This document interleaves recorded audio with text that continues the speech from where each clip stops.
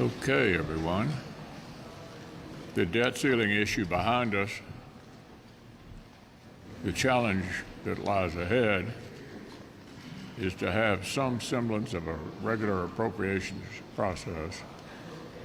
We've got the Farm Bill, important to a whole lot of my members. It's going to require a lot of bipartisan cooperation to do what we need to do in the coming months.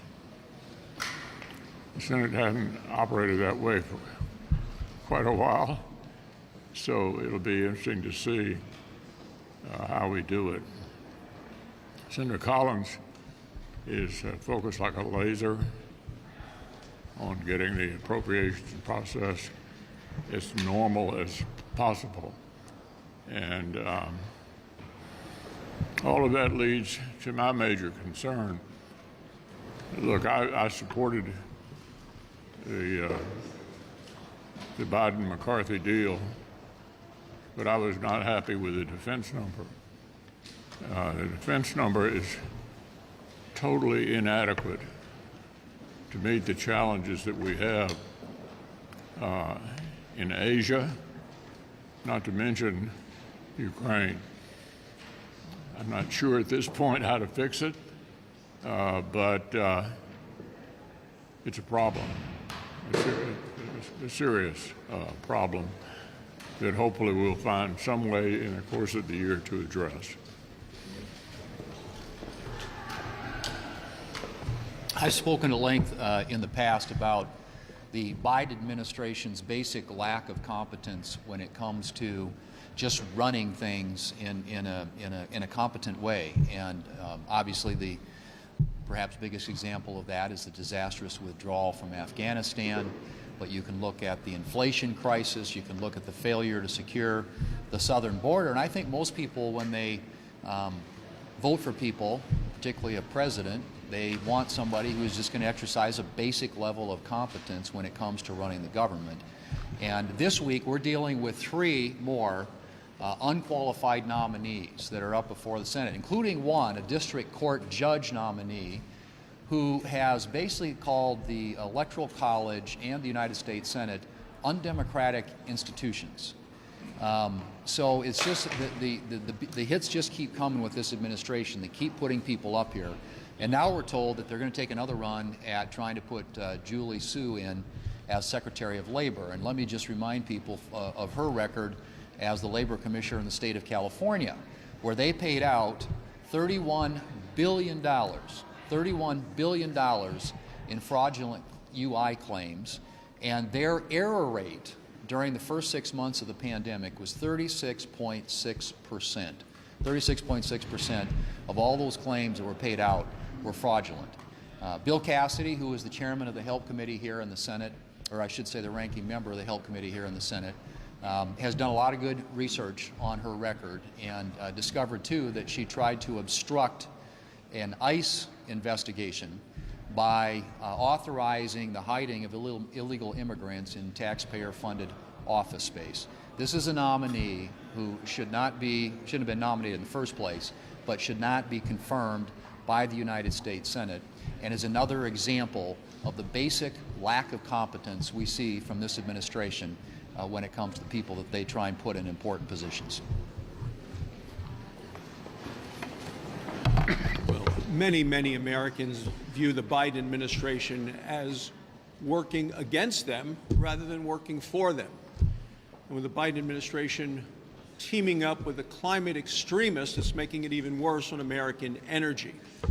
And the minor changes that were adopted in terms of permitting during this debt ceiling vote, they're not going to do what the Americans need in terms of energy.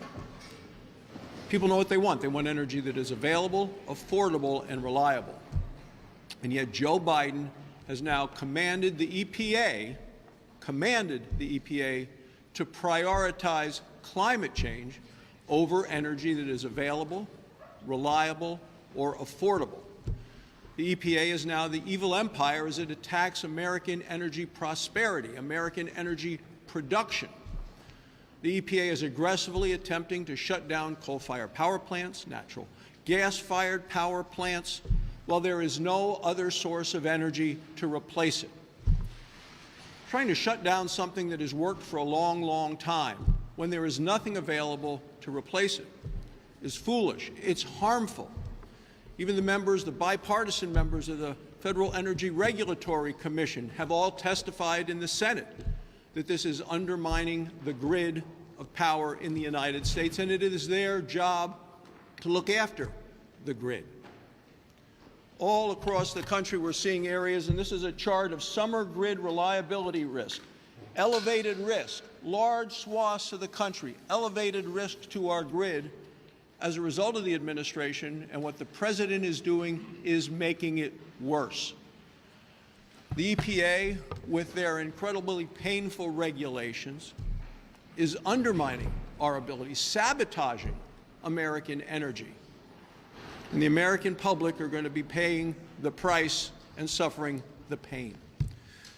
If you want to keep the lights on, you want to keep the country secure, you need affordable, reliable baseline power. And that's why every Republican on the Senate Energy Committee has joined me as co-sponsors of a permitting reform bill called the SPUR Act.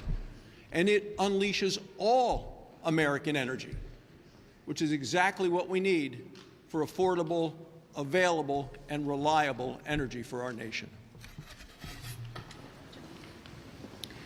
Washington's spending has really been very reckless and out of control. And so far, I've been able to track down about $1.3 billion that have gone towards worthless pet projects with our adversaries overseas, Russia and China. And folks, I have the receipts, and I'll just give you a couple of examples of this egregious spending, again, in Russia and China. The first one is over $2 million of risky research that have gone where? To the Wuhan Institute of Virology. We're very familiar with that, but the price tag is higher than we originally anticipated. And that research was done with fear in mice and bats where they were experimenting with the coronavirus, and we see how all of that ended up. Again, that was U.S. taxpayer dollars that went to China. Now, in Russia, what we have tracked down is about $770,000 that went to research putting cats on treadmills. Yes, ladies and gentlemen, you give me $770,000, I'm happy to get on a treadmill right here in the United States of America. But yes, we continue to send money overseas to our adversaries, Russia, China. So far, again, we've unearthed about $1.3 billion. And after the debate we had last week with the debt ceiling, no wonder our taxpayers are angry when we see dollars going to these worthless projects to the people around the world that hate us the most. Again, Russia and China. So I'm trying to track down more dollars that we have spent wastefully with our adversaries, but I do have a solution, and that is a bill that I am introducing. It's called the TRACS Act, and it would force our federal government to track those dollars that are going to Russia and China, provide transparency. Hopefully we can prevent that kind of spending in the future. Well, thank you all for being here. And last week, it's sort of slow this week, which is kind of nice after last week. But with the debt ceiling bill, which I voted for as well, had, I think, a lot of good solutions in it. And one of those that's particular to me is the permitting reform coupled with the Mountain Valley Pipeline. Within days, we will see thousands of West Virginians and others who are going to be constructing the remaining 5% of the pipeline that's still remaining. We'll see product beginning to flow at the beginning of the year, millions of dollars going into the tax revenues of West Virginia and Virginia. And so I'm very pleased that a pipeline that's been in the making for 8 years has been permitted by just about everybody, if not everybody, once or twice is now going to be moving and making our eastern seaboard more energy secure. So there's another challenge in that bill. The challenge is, and the leader spoke to it, is the 12 appropriations bills that have yet to be passed. I'm a member of the Appropriations Committee. I am the ranking member on the Health Subcommittee, one of the largest bills that we will be considering. We, as members of the Appropriations Committee, are welcoming the challenge of writing bills that are actually going to get onto the floor. We have debate. We have member input from everybody, from all areas of the country, both Republicans and Democrats, to try to forge the compromise that we desperately need. And we know with the leadership of Senator Collins, for us Republicans, we couldn't be in better hands. She's deeply committed to this. She knows the process, and as we all know, she does her homework much more deeply than any other member that I know. And so if there's a will, there's a way, and she has a lot of will as along with the rest of us. It's in our best interest as a country. It's in our best interest as institutions to get back on track. And I'm certainly committed to it, and I believe this body's committed to it as well.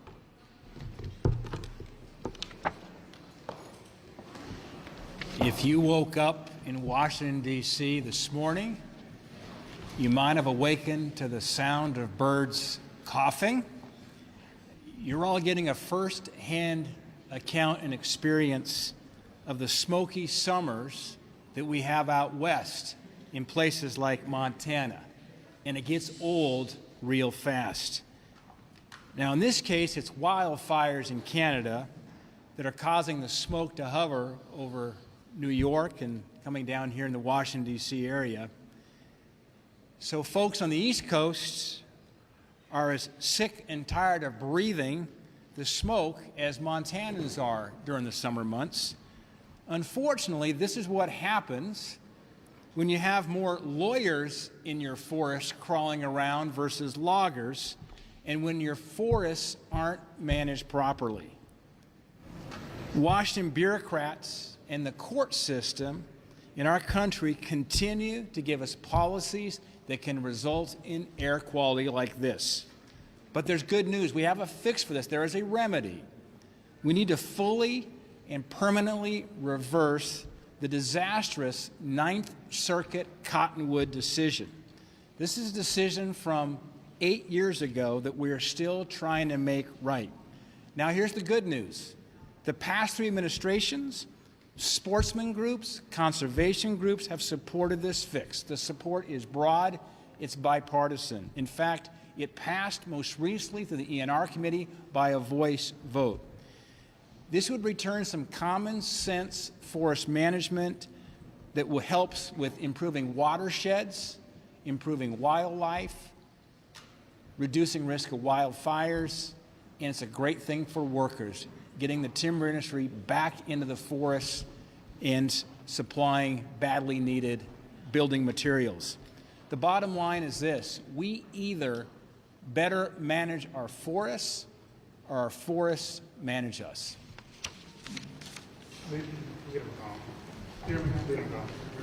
How can you ensure that Congress will, in fact, pass another Ukraine supplemental when the Speaker has said that he's opposed to a Ukraine supplemental? Well, all I can tell you at this particular point is defense is radically underfunded related to the Chinese threat, and Ukraine probably will need additional assistance. So figuring out how to do this is going to be a challenge. Have you spoken to the Speaker about this yet? Mr. Leader, do you have any comment on the merger between the PGA and Live Golf? Do you think this is something that Congress should look into in terms of its oversight, especially given Live Golf's connection to Saudi Arabia? I'm sorry, I had a hard time picking up what you said. The merger between the two big golf leagues, the PGA and Live Golf. The Live Golf is associated with Saudi Arabia. Yeah. Is that something Congress should look into? Look, I don't really have anything to say about that. It strikes me it's not a governmental concern. On AI, Majority Leader Schumer has put together this bipartisan task and they are going to have briefings for all senators on AI. What are your concerns as it relates to AI? Repeat that again. On AI, are you concerned at all about artificial intelligence, and what are your concerns related to that? How should Congress address it? What is my concern about? Artificial intelligence. About what? I had a hard time hearing your voice. Sorry about On artificial intelligence? that. AI? Yeah. Yeah, well, I think everybody's concerned about AI. The issue is, what, if any, role does the government have to play here? We did the CHIPS bill last year, and part of that money is dedicated to AI. It could be a brave new world, and it's going to be interesting to see what role, if any, the government plays in sorting all that out.